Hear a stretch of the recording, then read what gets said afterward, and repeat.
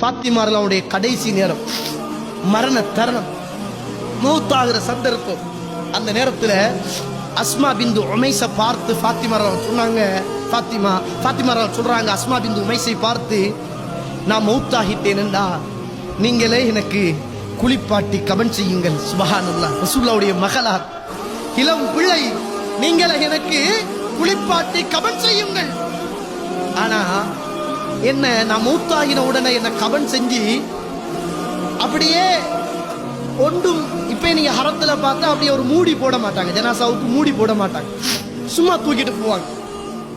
ஃபாத்திமா சொல்றாங்க, நான் மௌத்தாகி என்னை குளிப்பாட்டி கபன் செய்தா இந்த தட்டுல வச்சு என்னை அப்படியே தூக்கிட்டு போறது எனக்கு விருப்பம் இல்லைங்க, என்னை அப்படி கொஞ்சம் மூடி கொண்டு போனா எனக்கு சந்தோஷம் என்று சொல்லிட்டு மூத்தாயிரும்.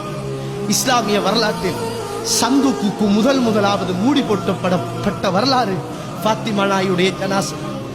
அன்பான இளைஞர்களையும் அன்பான யுவதிகளையும் அழைத்து கேட்கிறேன், மரண தருணத்தில் கூட தன்னுடைய மானம், தன்னுடைய மரியாதை, தன்னுடைய அழகு, தன்னுடைய அலங்காரம், தன்னுடைய உடல் இந்த உலகத்தில் யாருக்கும் தந்துவிடக் கூடாது என்று வாழ்ந்த உத்தமிகளுக்கு மத்தியில் இன்றைக்கு சத்தியத்தை நாவால் மொழிந்து கொண்டு இன்றைக்கு நசாராக்களுடைய யகூதிகளுடைய சிந்தனை தாக்கத்தில் சிதறிப்போய் கிடக்குகின்ற இந்த சின்னம் சிட்டுக்கள் எப்போதுதான் மீளுங்களோ தெரியவில்லை. அவ்வளவு பாவத்தையும் சர்வ சாதாரணமாக இந்த சோசியல் மீடியாவை பயன்படுத்தி செய்து கொண்டிருக்கிற காலகட்டத்தை நானும் நீங்களும் பார்த்து கொண்டிருக்கிறோம் என்பதுதான் ஒரு நிதர்சனமான உண்மை என்பதை நானும் நீங்களும் மறந்துவிடக்கூடாது.